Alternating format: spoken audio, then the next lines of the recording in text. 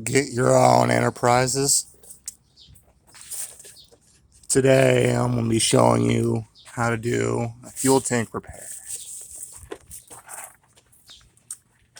This truck I'm working on is 89 F-150, so it's seen better days. It's been out exposed to the elements for the last 35 years. It'll take a toll on you.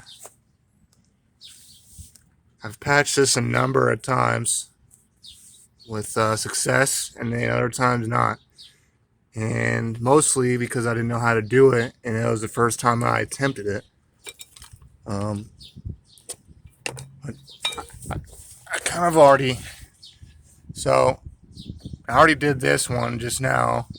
Did a little backwards, but I'll explain how I did it.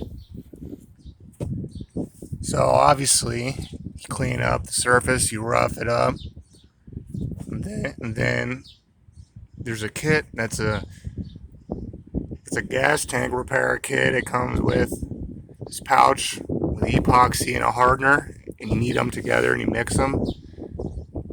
And then it comes with a fiberglass patch to reinforce it. Once you mix them, you gotta act fast, otherwise it'll dry up on you really quick, and it gets pretty hot too. I have used these with success on the other side of the gas tank. And then I've had pinholes, as you can see, that I've plugged with barn screws with the nylon washers. I've crush washed on any of them so they conform to the surface you're screwing into.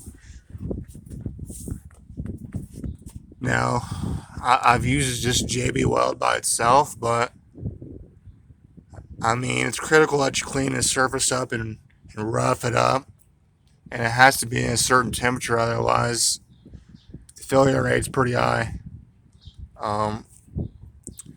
So I'm going to use what I have left over of JB Weld. With it being on the top of the tank, it's not that big of a deal. I mean, I was leaking about halfway through the tank, so that's kind of an issue. With it being at the very top of the tank, it's really not that big of a deal.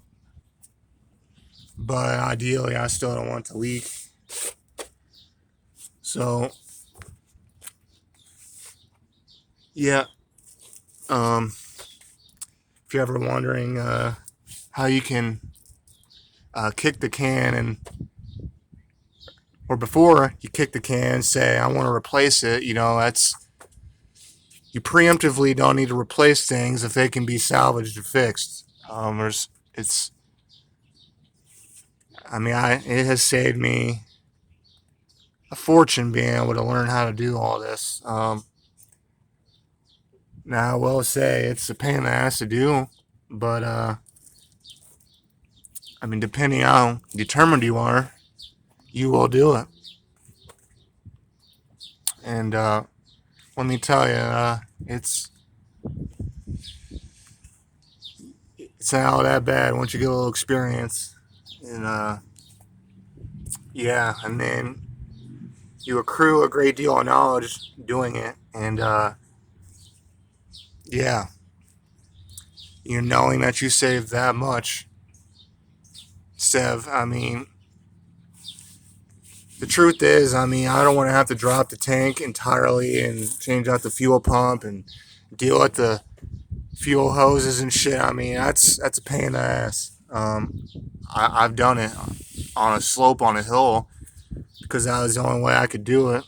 And oh man, it took me many, many hours that day to do it, and it was in the middle of summer.